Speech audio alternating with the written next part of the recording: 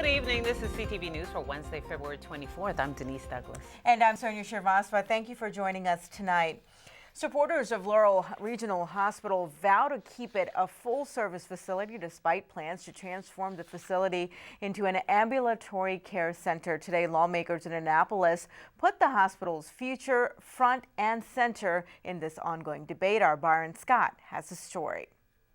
Several hospital bills are before the Senate Finance Committee today, including one aimed at stopping the closing of Laurel Hospital. I think what we have is a problem in search of a solution. The goal of Senate Bill 12 is to put the brakes on plans to shut down Laurel Hospital. It was sponsored by State Senator Jim Rosapep. I have legislation to say that, obviously it affects Prince George's County, that when you have a hospital that the county taxpayers and the state taxpayers have put tens of millions of dollars into, you can't shut it down without input from the community, without input from the county council. That's what my bill does. The bill was triggered by last year's surprise announcement by Dimensions Healthcare. Literally no warning to anyone.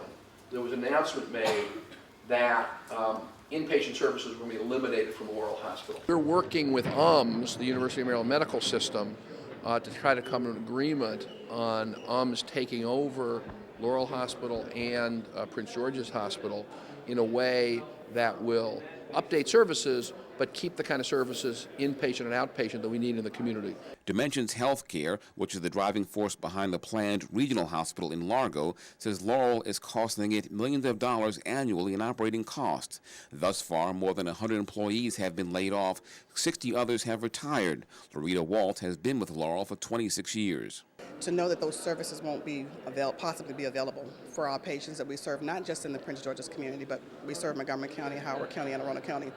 We don't want to see that loss. The plan, which has sparked protest, is to eliminate inpatient service by 2019. The next step with the bill is we're going to work with the committee to figure out, if they support it, what amendments they might want. Same thing with these other bills that are up that are being pushed statewide to deal with similar issues around the state. We're working with our colleagues around the state. Again, there are several bills under consideration. Rosa Peps has been cross-filed with the House. In Annapolis, Byron Scott, CTV News. Thank you for that story, Byron. Also in Annapolis, law enforcement officials from Prince George's County and around the state descended upon the Capitol today.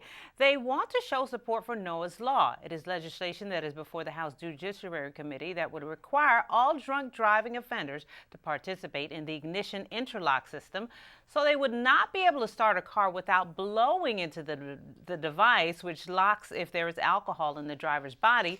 The bill is named after Noah Liotta, a Montgomery County policeman who died after being hit by a suspected drunk driver in December. Outside of the hearing, an officer who survived being struck by a drunk driver told us he supports the measure. Because it started to rain, so we had to get in a car.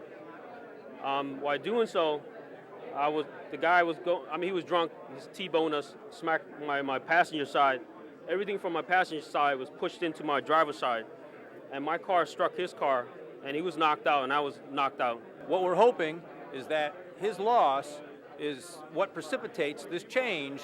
And again, every time a person who's impaired gets on the roadway, they are rolling the dice with everybody else.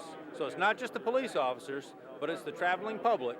And again, people who are impaired, people who cannot or will not control themselves should not have access to the roadways in that state. Someone's going to get hurt, someone's going to get killed, and we need to put a stop to it. A poll done by AAA Mid-Atlantic shows that 60% of Maryland drivers support the ignition interlock system.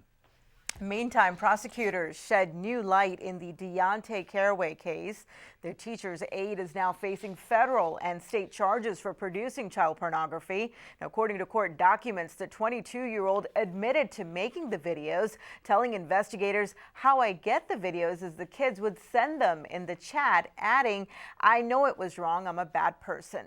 He took a child out of a classroom to a dressing room in the building and instructed the child to take off his clothes. According to the allegations in the complaint, the child resisted, didn't want to do it, at which point the defendant threatened him that if he didn't comply, the defendant would report him to the principal or the police.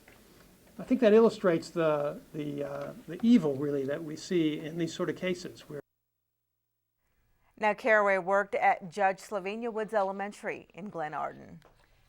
A tornado watch is in effect for much of the metropolitan region. Heavy rain and wind gusts reaching 50 miles per hour are expected until 11 this evening.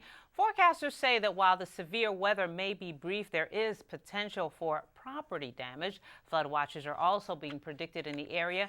Safety officials want to remind motorists to stay off the roads if possible, but if you must, stay away from standing water, down power lines, and other obstructions as a precaution. All good advice there. Absolutely. You are watching CTV News. I'm Denise Douglas. And I'm Sonia Srivastava.